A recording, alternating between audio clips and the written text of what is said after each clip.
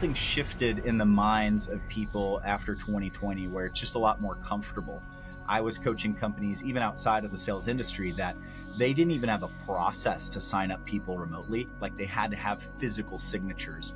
And after that, so when 2020 happened, they're like, what are we going to do? We can't sell anymore. And I think, the world's changed so much nowadays. It's like some people that are still living in the I have to be in person are missing out because you can sell anywhere. I was making sales in Connecticut yesterday morning and I'm here in San Diego. And so I think I've seen a huge rise in every industry, but definitely in solar. Get him in the room. In here. Aha! There he is. Crystal clear. Welcome to the SolarPulse Podcast with Josh and Joe. We got Mr. Peter Varberg with Southwestern Consulting. This guy is one of my favorite sales trainers. I interviewed him a couple of years ago and hit me up recently. I was like, yo, I got to get you on this podcast and let the solar community get some sales tips. So, Peter, thanks for being here, man. Thanks, Joe. Good to reconnect. It's been a few years and we had a great conversation. It's cool seeing all the posts you have and excited to dig in with you. Yeah, every time I talk to you, I'm like, damn, like my mind just blows up. So I'm glad you got you on here. Did you ever meet Josh King before, the virtual solar guy? I had not. Hey, Josh. How you doing? Good to meet you. You as well, mate. So speaking of the solar, I know that last time I talked to you was a couple of years ago, and you had a mixture of sales trainings you do. Just real quick, did you do much solar? I'm trying to remember. Yeah, I mean, I would say every 2 or 3 trainings I do is a solar training. I did one yesterday morning with a group out in Connecticut. So it's more didn't start on the like sales that. side. It didn't start like that, though. That's been raising up lately, right? Or how's it been? Has it been a solar coaster, rocky, or has it been kind of on its way up all the time? Yeah, the solar industry, especially I live in San Diego, Southern California. Yes, There's sir. all sorts of people here that are wanting to grow a business in solar. So whether it's here, Arizona, it's been really easy to run a lot of trainings with solar companies. A lot of people are looking to grow and, the industry is still on the rise. Just really quick, I know that he looks young. He has the baby face assassin over here. Last time I interviewed was a couple of years ago. He was super young, and he still is. But I know you've been selling since a teenager, bro, Yeah. and killing it since a teenager. Can you just give us a little bit, let people know about you? Because people don't know that. I say you kind of like the Jeremy Minor without the Instagram. This guy knows his shit, and people just don't know. So tell a little bit about your background and since you've been selling since a teenager and what you're doing now. Yeah, so I grew up overseas in the Philippines. So coming to America, obviously I'm American, but I had to pay my way through college. So by necessity, I got into sales, went door to door, paid my way through school, did that a total of 8 years. So I started after my junior year in high school, did it every summer through college, and then spent a couple years full-time recruiting students and doing that in the summer. That was really where I learned that, spent, more or less a decade there, did some insurance work, did a couple things as I was transitioning, figuring out what I would do next, and then stumbled into doing coaching. So now what's unique about what we do at Southwestern is instead of me retiring from sales and just being a coach and telling people what I used to do in my glory days, we all actively build coaching businesses. So I'm out there doing the deal each and every day. So in terms of sales, a lot of what I do in my day is the same as what a lot of people will do. It's just instead of the product of solar, it's the product of coaching. So a lot of the principles, finding the need, creating a sense of urgency, overcoming objections, closing, getting referrals, stuff I do each and every day. And in terms of the solar industry, it's been, there's about 150 of us coaches with Southwestern, and I'm probably I am the one that's done the most work in solar. Whenever someone's doing trainings with solar, they reach out. I got it. I'll take the solar training. Yeah. It's like, it's funny. When I was doing a training yesterday, the manager was like, I know you guys probably think he works for our company, but really he's not a solar salesperson. He's a coach. And it's just because I've done so many, and every company has different acronyms and verbiage. But it's fun to be able to be so in an industry from doing so many of these workshops. Yeah, speaking of solar sales trainers and coaches, we got Mr. Josh King here, owner of the Virtual Solar Club, huge solar sales background. And I wanted to kind of go back and forth a little bit about what solar sales technique is working today. What do you think? I know you just said yesterday you're doing training. What is those topics? Is it general? Is it just this is how you overcome objections, or is it solar is different than every other genre? How is that conversation going with your trainings? Yeah. So what's working right now in solar? I find when I've done trainings, Joe, there's either companies that they're generating their own leads, where they're door to door and they're out there figuring it out on their own. And then there's other bigger companies where they supply leads, whether through social media or through a lead gen team that's just the knockers or the appointment setters. So I find kind of the big differentiator of what's working in solar. It's kind of depending on whether I'm talking to someone who's got to generate their own leads as a door knocker, appointment setter, or someone that's closing the deal. Across the board, the thing I talk about most often, though, is referrals. I find whether you are the appointment setter or you are the closer, the biggest area of opportunity I've found with every single solar person I've talked to is so many companies are investing so much energy on how do I find leads, hiring lead generation companies, putting all this energy in social media. Then they run the appointment, they close the deal, and then that's it. And they don't have a working cycle of the sale that leads from referral to, or from, appointment to referrals to new leads. And I found, and it's much bigger than me. Our company's been doing sales for 150 years. And we find on average, if you're asking appropriately, you have an effective way of asking for referrals, you should expect 2 referrals out of every ask. So some people will give you none. They're just not into that. Some will, pull out their phone and give you 5 or 10. So the biggest issue I've found is people just aren't asking, or they're asking ineffectively, or they're just handing out business cards and passively expecting other people to send them referrals one day when they think of them. And it just never happens. Go ahead, Josh. With your training right now, are you seeing the referral is a no-brainer and no one does it? Are you seeing, however, an increase in people selling remotely and doing things virtually, whether it's closing or appointment setting? Yeah, absolutely. I mean, a lot of my sales in terms of my personal work in person or remote has scaled immensely. And solar or any sales company, I just think it's so much easier. Something shifted in the minds of people after 2020 where it's just a lot more comfortable.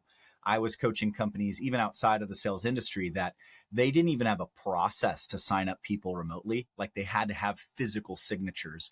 And after that, so when 2020 happened, they're like, what are we going to do? We can't sell anymore. And I think, the world's changed so much nowadays. It's like some people that are still living in the I have to be in person are missing out, because you can sell anywhere. I was making sales in Connecticut yesterday morning, and I'm here in San Diego. And so I think I've seen a huge rise in every industry, but definitely in solar. Are you seeing less remote and virtual right now being applied to like home services, blue collar industries than other industries? You mean like roofing, contracting, that type of stuff? It seems to me, obviously I'm in solar, but solar is that blue collar, although the sales guys don't really get involved in the labor. It seems to me that blue collar always has a leg, right? So if you look at any other industry, they've been doing remote or virtual stuff, or at least thinking about that for quite some time. But then blue collar always has a leg for some reason, because it's not seen as like a traditional sales type of thing. It's almost like, it's construction. Wait, it's a bit weird. You have to be in person. You have to do an in-home consultation. Are you seeing that? Because you probably have an outlook on other industries as well. Yeah, I would agree with you, Josh, right? Like when your deliverable, whatever you're selling, if the deliverable is a construction product in person on that person's home, obviously you have limitations in terms of that.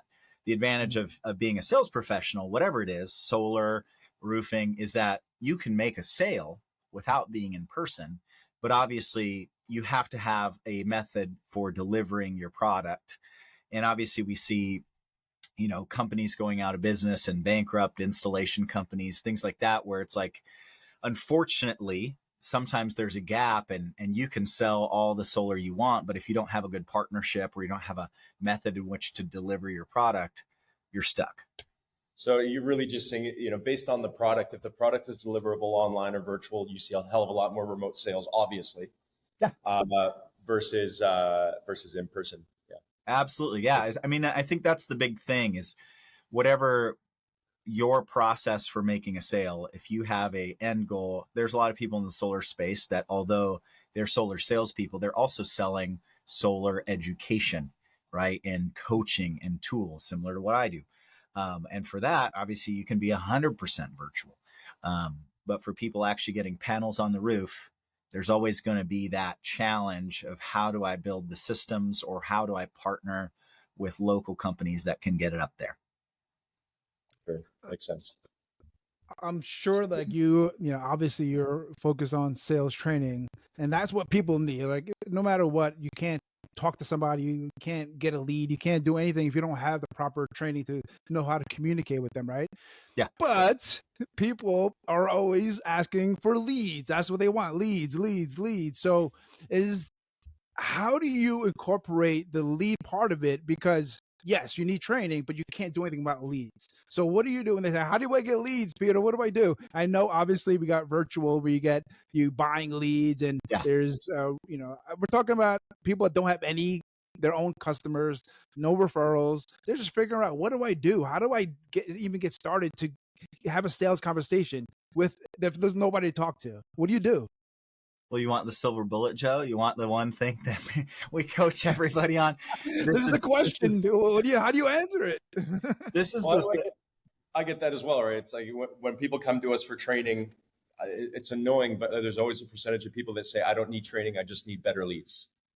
Yeah. So here's the thing. The reality is we have one process that we've found is most effective, and people might balk at this idea. People might not actually put it into effect or think, oh, that's not going to work.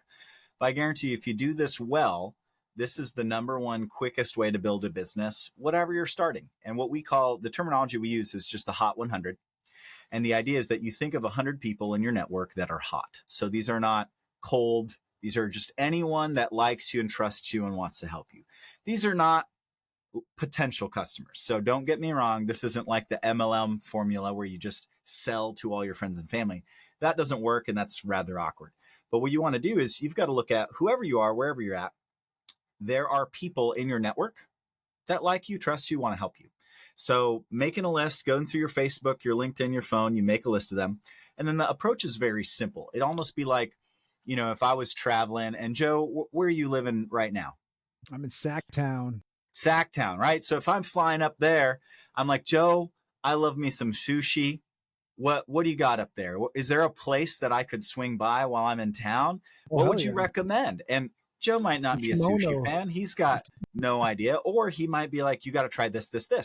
And so this is what these Hot 100 calls look like. Once you develop your list, you start calling through and you say, hey, I just got this new solar gig. If you're new to the business industry, or you might be like, hey, how have you been? You catch up with that person. And I wanted to ask for your professional help, or I want to ask for you to point me in the right direction. I was wondering if I could network with you, and I want to pick your brain on something. These are all very casual, normal things. I just wanted to run an idea by you, Joe. And I'd call you up and be like, hey, Joe. And if I'm selling solar, obviously my ideal client, homeowners. Hey, Joe, I just got started this thing. I'm super passionate about it. Obviously, I know you've heard of solar before. Pretty much everyone in California, most country of America has heard of it, if not looked into it. And what I've found is most people are just not well educated on how it works. And my job is just to find people that want to learn about it, and see if it would make sense for them or not. I'm not trying to sell anyone or convince them to get something they don't need. My job is just to find people who are homeowners who might actually end up saving a lot of money or adding a lot of property value by getting solar. Who do you know who's like into saving money, big into the environment, kind of a tech person, maybe someone that's talked to you about that before? Who do you know that's a homeowner? And then you start kind of working through circles of influence. Hey, who do you know in the gym, or who do you know at church? Who do you know from work? Who's a buddy of yours? And you start getting names. And again, I'm not selling to my Hot 100, my list of friends and family. I'm selling to the people they know who are actually better prospects, the random strangers. And then the big thing you want to get is what we call a golden nugget. You want to get something personal that will allow you to connect with this person you're calling on. Obviously, and some people might get all sorts of objections, and I could obviously go through some of those examples if you want me to. But the reality, if you just go through and call the people that like you, trust you, and you don't make it weird, you just say, hey, I wanted you to ask for your professional help, if that's okay. And then you set it up the way I did. It's not selling solar. You're selling a consultation, right? I am a professional consultant. My job is to talk to everyone and make sure they know how solar would work for their house and their budget so they can make a decision. And then I get introductions. And then if I get something personal, what do you respect about this person? How do you know them? What's a fun fact? So when I call that referral, so if Joe sent me over to Josh, I'm going to call Josh and hey Josh, this is Peter Varberg. And wait, and that's how someone they know would call them. Be like, I know you don't know my name, or my name doesn't ring a bell, but your buddy Joe, Solar Joe, right? Joe Moose, right? Like, he sent me over. And he had some great things to say about you. And then I might say whatever golden nugget Joe said, and I'll just ask, how do you know Joe? And now we're having a person-to-person relational conversation. They don't even know what I'm doing yet. I'm like, how I know Joe is I actually, and again, if it's one of my Hot 100, I might tell how I genuinely know him, because he might be a family member, a friend. And the reason I was giving you a call is I was asking who he knew that was a homeowner that was into saving money and making the most out of their home. And he brought you up. So no idea if it would make sense for us to set up a consultation, but I talk about solar, and you may want to talk with me more. You might not, but just wanted to pick your brain a little bit and see if there might be a time that we could connect. So simple like that. I love that. It's a much better way than going direct to the friends and family thing. It's more like there's a nice, healthy social pressure for them. If someone called me up and said, hey, I don't want to sell you, but do you know anyone else that would? I probably would actually think about it. So that's an interesting workaround to the just trying to sell your friends and family, which can be awkward. So solar, the problem that solar is solving right now, like so many people are experiencing, so it's a bit less awkward. But I remember when my first ever girlfriend in high school sold my mom Cutco knives. That was awkward as hell. Like, that's when they go sell, your friends and family. Wait. You said your first girlfriend ever in high school. She was like, yeah, I was 16-year-old, 17-year-old sweetheart. Just went straight to my mom and sold bloody Cutco knives. And I walk in one day and she's pitching my mom with papers and like knives. And my mom's so sweet. So of course she buys them. She's like, oh, of course, darling, give me the entire set. It's like, it's awkward though. It's so weird. But that workaround, I like. Empower someone else and get them to do some work for you. Yeah, Josh. And the reality is you're so true, right? Some of these people on your Hot 100 list are going to be prospects. And if you approach it asking for their help, I do trainings. I talk about people's goals and visions all day. I'm a coach. That's what I do for a living. And the number one thing when you get to the bottom of why people have these goals in their life is they want to make an impact. They want to help others. But when I ask people, do you want to ask for help? Nobody raises their hand. And the reality is your friends and family, this Hot 100, they want to help you. And if you look at it as I'm giving them an opportunity to do something they feel they were put on this earth to do, which I've found pretty much anyone I talk to wants to help others. It takes the awkwardness out of asking. And again, when we're asking for referrals, oftentimes we just have all this head trash around it. There's lots of different methodologies I use for training people or working through that self-talk.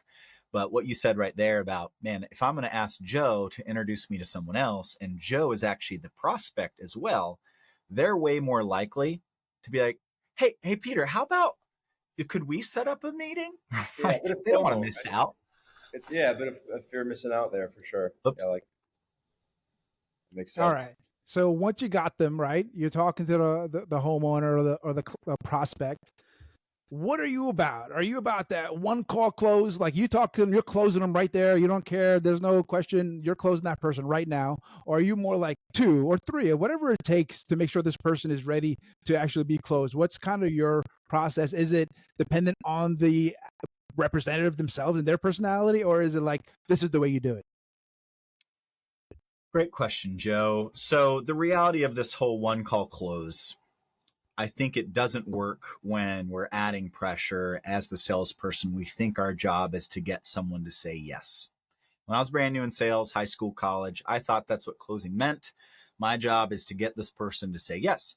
That puts a lot of pressure and anxiety on me. I was really nervous getting into these sales conversations. And obviously the other person subconsciously is picking up on it. They're feeling a whole lot of pressure. When you change your attitude around closing to, my job is to help this person decide, I'm just going to ask for the business, it changes everything. Because if you ever had to make a big decision in your life, Joe, right? Where to live, what to do for work, who to marry, there's weight to those decisions. They literally take energy. We have decision fatigue. We make more decisions in a given day today than our ancestors made in a lifetime. People are like stressing about decisions. And as salespeople, what we're doing is we're handing someone a decision. Here's an opportunity. Here's something that could change your life. And they have to decide, is this for me or not? And unfortunately, a lot of salespeople, they don't see the service of closing. That's what we get paid to do. We get paid to help people decide. Everyone and their mother has heard about solar already if you're alive in 2024. They don't need to, it's not a new breakthrough product. This is something people know about. The people that are getting paid in the solar industry right now are the ones that care enough about the prospect to help them make a decision. So again, 1 call close, 2 call close, whatever. The reality is, if you're just saying, here you go, best of luck, I hope you make a decision, and you leave, that's not serving them. You're actually leaving them worse than you found them. If you realize that, okay, objection 1, objection 2, however many objections, my job's not convince you to say yes. I don't care. I got to get you to 10, 100% yes, let's go. I love solar. Let's do this. Or 0, solar's not for me. The money middle sucks. If they're sitting there 2 weeks, 3 weeks down the road being like, man, what would have changed if I would have bought solar from that Josh guy? That's worse, right? So again, I would see it less of like, man, I've got 1 call to close them, and you have all this pressure to get them to say yes. You're like, I'm just going to hang out with this person and serve them until they've made a decision, because objections are actually a buying sign. If someone's objecting to you, they're taking it seriously, and they're asking you questions, and they're saying, I don't know enough about this yet, Peter, to say yes. Can you tell me more? But people don't often know or say what they mean or mean what they say. So really, the biggest question is a simple solution. If you're wanting to be a 1 call closer, is whatever they tell you. They might say it's too expensive, it's blah, blah, blah, blah. You say, okay, hey, other than the cost, if we could find an option that was affordable for you, is there any other reason you wouldn't get solar? That's isolating the objection. It's forcing them to tell you the truth, because sometimes they'll throw some other thing out just because they're not sure and they're feeling some sort of pressure. And your job is to get to the bottom of, what is this prospect actually needing and wanting? And if I can answer that question, I want them to say no if they're a no. I want them to say yes if they're a yes. But the maybes, that's where so many people are missing out on tens of thousands of dollars, is they're just leaving and they're giving up on the person. So again, instead of thinking, Peter, I take 2 or 3 closes because I don't want to pressure them, I would challenge you with the question about, how about serve them and not waste their time coming back and forth multiple times when you could have done it in the first meeting? Now, if there's something they needed that required multiple visits, sure. But if it's just you being too afraid to ask for the business, you're not being a servant salesperson. You're not actually serving them and bringing them to the decision, and you're the one that's giving up. So again, if you can, a lot of my personality is others focused. I love serving and helping people. So you can see how psychologically, coming into any sales situation, other people's personalities are different. They're like highly money motivated. They're like, I'm going to do whatever I can to close this deal and make the money. For me, I want to help people. And I've figured out how to view every aspect of my job through my purpose and vision in life. So there's alignment. So whoever you are, you got to figure that out. Are you seeing in your consulting, which I'm guessing is teams, right? Primarily teams and companies coming to you for their sales reps, excuse me, as opposed to individuals, right? So you're speaking to multiple people at the same time? Great question, Josh. The bread and butter of what we do is one-on-one coaching. The reality of the teams piece, it's a way people get introduced to us, but in terms of actual accountability, actual habit transformation, it's hard to hold a group of people accountable. I can teach you information, but if your vision is to change the habits and the way you're going about doing business, it's really hard to do that other than a one-on-one relationship with someone that actually gets to know you, listens to your negative self-talk, role plays with you. So primarily what I do is one-on-one. I do plenty of group stuff, but that's not where the real life change happens. Are you seeing then, I guess it would be easier to pick this up on one-on-one. I'm seeing, especially in Western countries, people are valuing sales ability and sales skill less and less. In other countries, I travel quite a bit, salespeople, they understand sales, they understand communication. For some reason, I feel people are falling off and they don't value communicating properly, being able to convince people of things. I'm getting that feeling. I don't know why it is. Are you seeing that? Are you seeing people don't understand? They don't know what they don't know more as the years go by? I've been doing it for so long.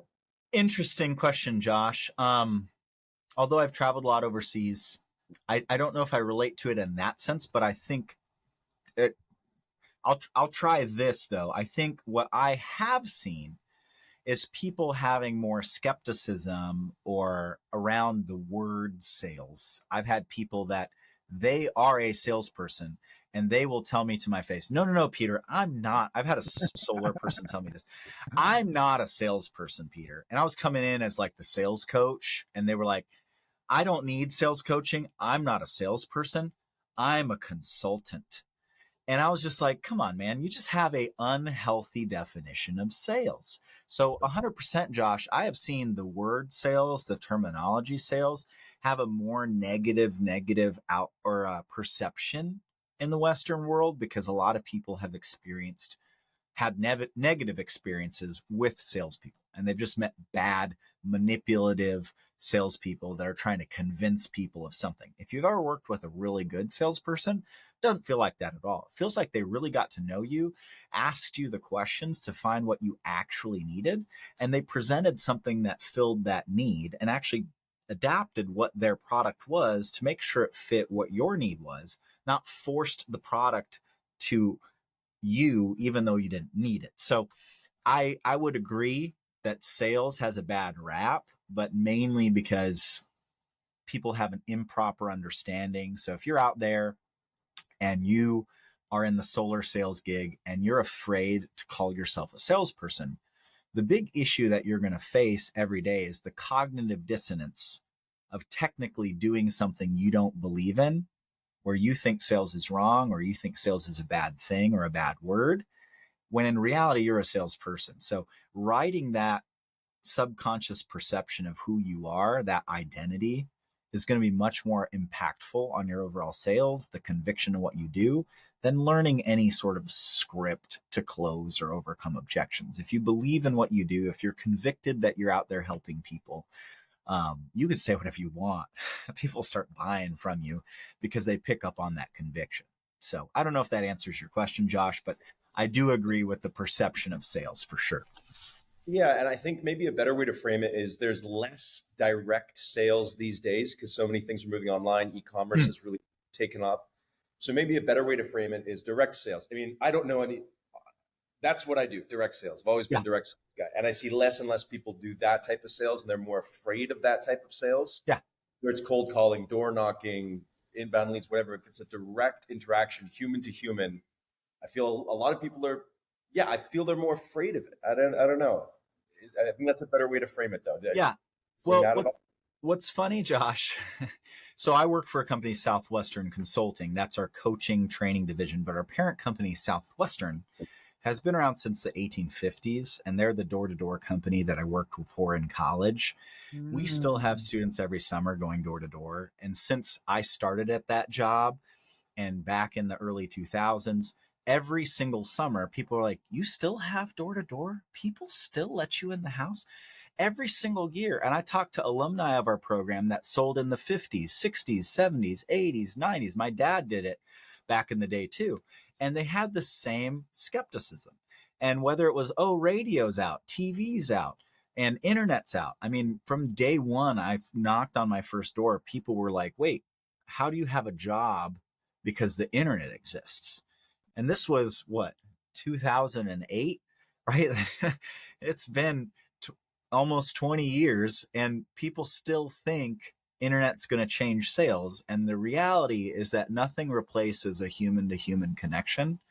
When you get that and you're good at actually asking questions, making a genuine connection with someone, establishing rapport, like you will be valuable wherever you go. The skill set of sales, whether you're here in solar to learn that skill set or you're here to master it, you're going to use that skill. Like if you become a craftsman, like a carpenter would, and you just become expert at sales, it's like you have the best job security. Nothing is going to replace a person to person, bring someone to a decision. No amount of videos or ads are going to be a quicker way to get someone from point A to sign in the paperwork than an in-person conversation. So although, Josh, I see where you're coming from, and I've been getting that question since my first day on the job in sales, I do believe in the fact that person-to-person direct selling is the highest conversion ratio of any other marketing. You know, it's like you have a billboard, you have to have, I don't know how many thousand people see that before someone buys, but a direct sale is the quickest way, the fewest amount of people to talk to most amount of customers than any other marketing or sales tool in the world. Yeah, for sure. I agree. I've built massive national door knocking teams, direct cold calling teams. And the way I always see it, when I was training, the door knockers or cold callers, they have similar experiences when they've never done any direct sales before in their life, and they come in, they're 18, 19 years old, and they come in thinking, I knock on someone's door. No, they're never going to do that. I just cold call this person. They're never going to do that. And then you show them the keys to the kingdom. And the first time they ever get an appointment or a sale, their eyes light up. And I call it the starry-eyed moment because you show them this like skill that they didn't think was possible. And they look at you and their brain starts going, God, I can apply this to so many things. Oh my goodness. Right. And their mind is blown. Yeah, the starry-eyed moment as it's called. So, but what I was saying, sorry, my video's gone out, keeps going out. But you're good. What I was saying is I feel that less and less people are valuing that. And that's scary because at the end of the day, it's just communication skills. Yeah. Right. And so I want us to keep pumping the direct sales message to everybody because I think one of the best ways you can change someone's life is if you teach them direct sales. Well, it's got to be top 3 in the world. Teach them direct sales and teach them how to communicate properly, and their lives will change for sure. Yeah, Josh, I couldn't agree more. Like we're dealing with generations now that all they know how to do is use their phones and communicate, and they're in front of screens, and people don't know how to talk to other people. So the quickest way to differentiate yourself from your peers, whatever state you are, if you're just getting started, if you're in your teens, you're trying to get off to college, you're in college, whatever, the quickest way you're going to set yourself apart from anyone competing for that job, that opportunity, that potential partner is your communication skills. That's the core. We are relational creatures. Like our sense of community, our ability to connect with each other, safety, it's core to our biology. It's core to humanity. And if you can learn how to be good at it, you'll be successful whatever you do. You'll be a better doctor. I mean, we're a sales and coaching company, and we coach doctors, attorneys, photographers, musicians, because so many people have something they're good at, but they don't know how to get people to find out about it and communicate. We had one of my Jackie, actually, Joe, the one that introduced us originally. Yeah. She was coaching a professional baker who made those, lifelike cakes. And she hired a sales coach because she wanted to scale her business, because communication is critical to anyone in any industry. Yeah, I agree. So I'm going to do a little pushback just because why not? Yeah, give me some pushback, Joe. Like sales is obviously important. It's always going to be needed, right? But it's going to change. Like it's evolving. And as we get closer with AI and technology, there's less and less things we will need to do. And then we'll have to focus on other things more as we evolve. So what do you think? How are we going to evolve with AI as a sales, person and a team? What do you think? Yeah, I think AI is really going to impact the processes getting me in front of someone. So I think we're never going to replace, as I talked about earlier, the service of bringing someone to a decision. I don't think any level of technology is going to replace having a person-to-person connection to walk you through the steps to come up with your decision.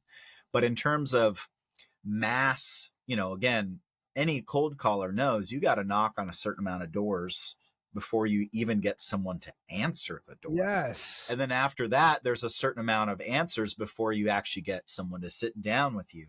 And I think tools like AI can really impact us being in front of way more people to actually get more in-person interaction. So I think that aspect of the sale, the whole like needs analysis, questioning, probing, asking questions, presentation, closing, objections, like the cycle is the same, but I think finding leads, getting your message in front of more leads, you could shoot a video with AI, and I could literally, I'm trying to wait till the software is more accessible, but I could shoot a video that's just one time, and then I could replace the name, and it could change my mouth and my words to say the person's name.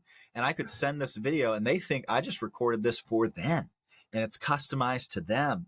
And AI just massively impacts how many people I could get that video in front of, where it feels personalized and customized, when in fact I just made one video and AI helped me with that. So I think that's what's going to change in the sales world. That's why I look at AI is it's going to just be helpful. It's not going to take away sales job. It's going to be able to help in many different ways.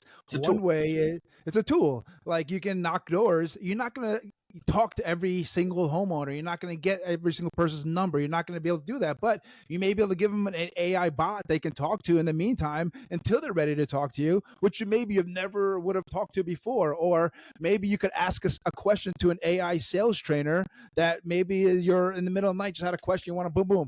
Like I just think there's different ways AI is going to be able to impact as opposed to just being in front of a homeowner and trying to sell something, right? Yeah. Which industries are you? I'm back. Sorry. Which industries are you seeing reach out more right now for assistance in sales? Which industries? It's fascinating because solar. So it's only solar, right? It's only solar. No. It's just funny. You'll see so many differences, Josh, in like cultures within industries. Obviously, there's a lot of outliers and certain companies that have really healthy cultures. Like right now, it's fascinating with the real estate industry. There's a lot of legal changes in how they get paid. And I'll meet real estate agents that they're like more hungry to talk to us because they say, my industry's changing. I need help. And then I have other real estate agents I talk to that they're like, oh, I'm a wait until things change. I don't know what we're going to do. Can you call me in the new year when we figure out what's happening here? And so whatever the industry, I find when it comes to help with coaching, like literally we're the people call when they don't know what to do, or they want to scale, or they're trying to do something they've never done before. And everyone rationalizes, I do as well.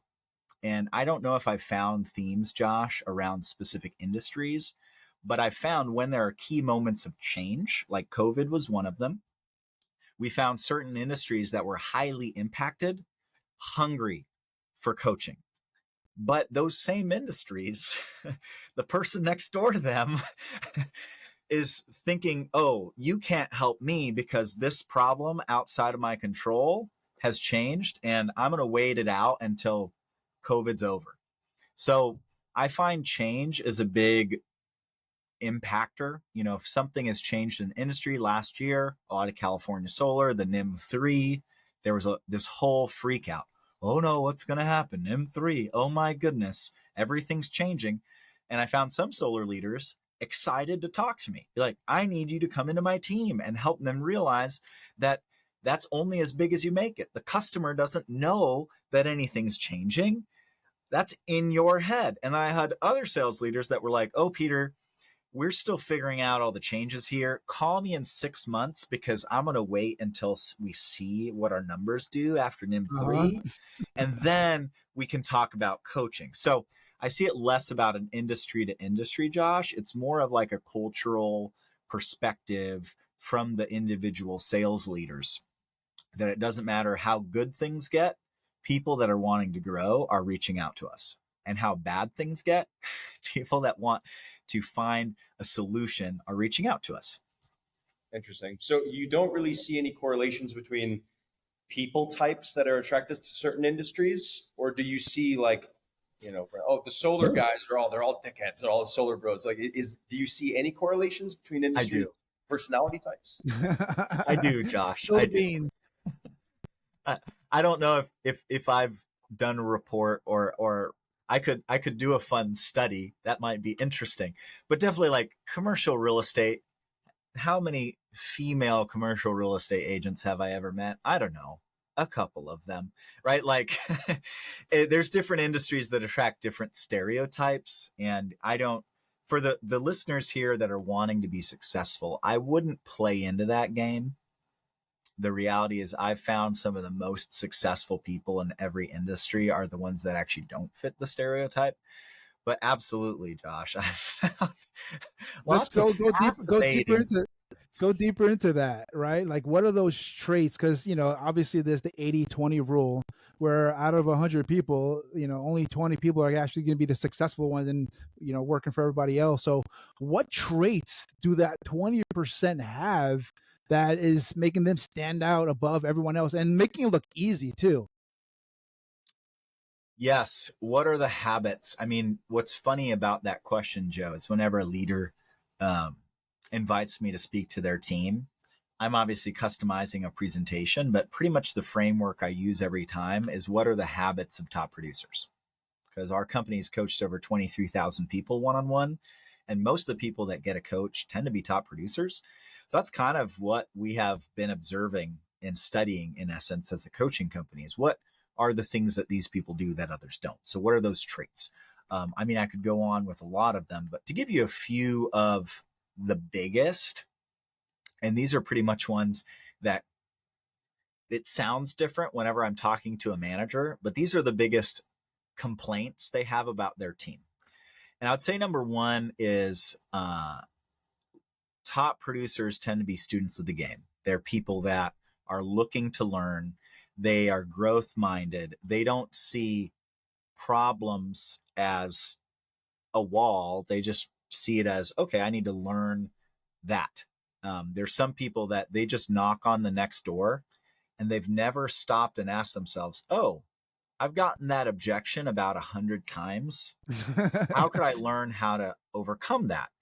And I feel some of the most successful people, they just have this attitude that like whatever the failure, it's almost like a prototyping, if you were trying to invent something, Joe, you'd have to be crazy to think the very first time you built that thing, it would work perfectly. Or if I'm making a Thanksgiving recipe, I'm going to cook it a few times before I serve it to my family, right? I'm going to practice that thing. And some people have this unhealthy view of failure, that they think that they're not cut out for something. And I find top producers see failure as just the learning process. So that's one.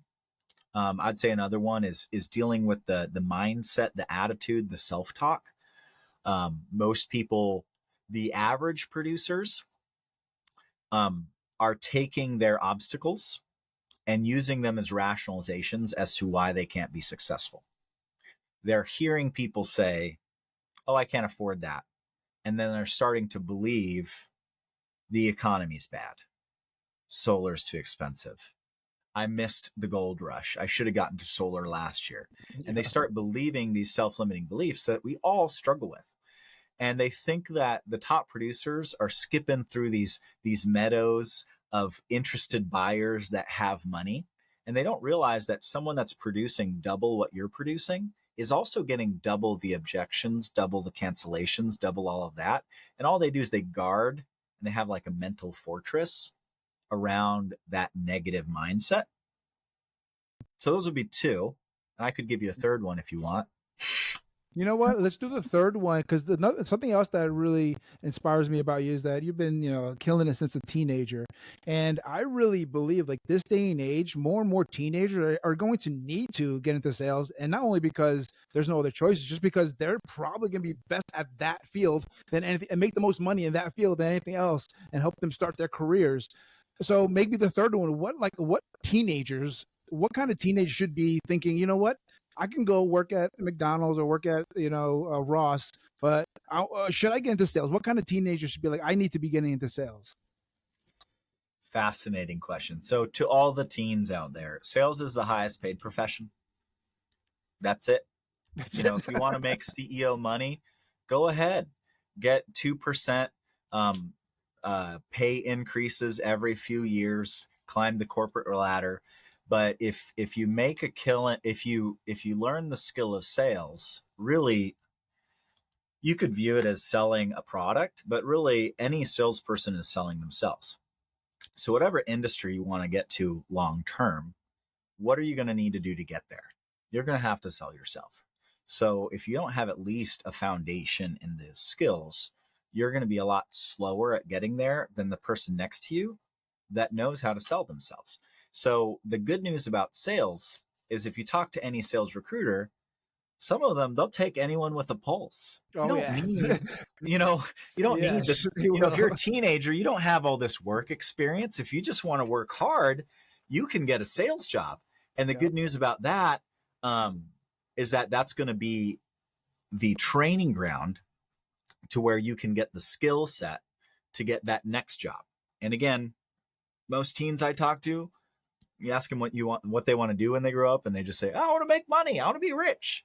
And if you figure out sales is the highest paid profession and you can start tomorrow, you don't have to wait 20 years and go through all this schooling to finally become the doctor and then spend a bunch of years paying off your debt, and then you're making money. I think that clicks for a lot of teenagers where they're like, okay, tomorrow I'm going to make money, not when I'm 40. I love that. I 100% agree. And I started off the podcast by saying that you're Jerry Minor without the Instagram. Why aren't you on social media, bro? Like your stuff is always amazing. I love hearing from you. I think more people need to. Are you just too busy with your corporate events over there, Pete? So yeah, great question, man. I would say one of the biggest limiting beliefs people have is I don't have enough time. So I'm not going to tell you that one. What I will say instead, which you should learn to do instead of I don't have enough time, is I haven't built the appropriate systems yet to allow me to scale. So like you said, yeah, am I busy?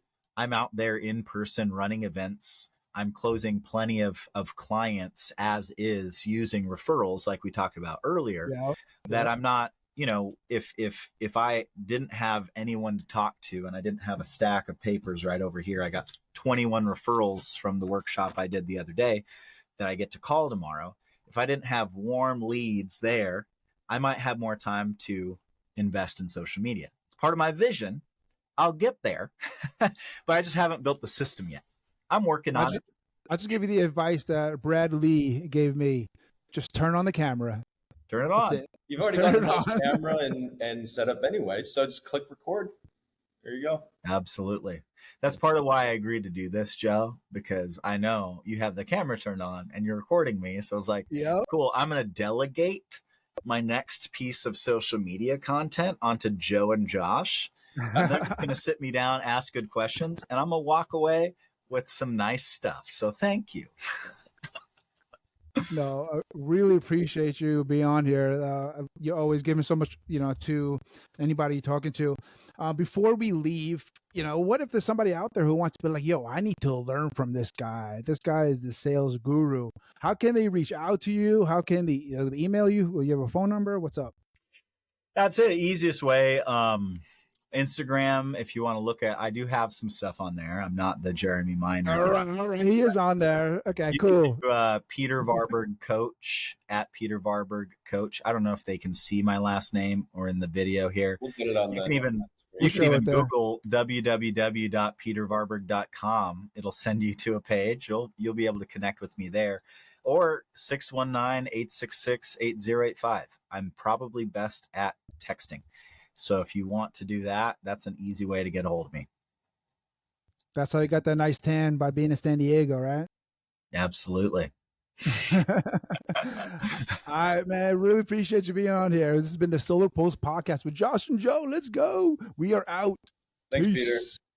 Have a good My pleasure. one.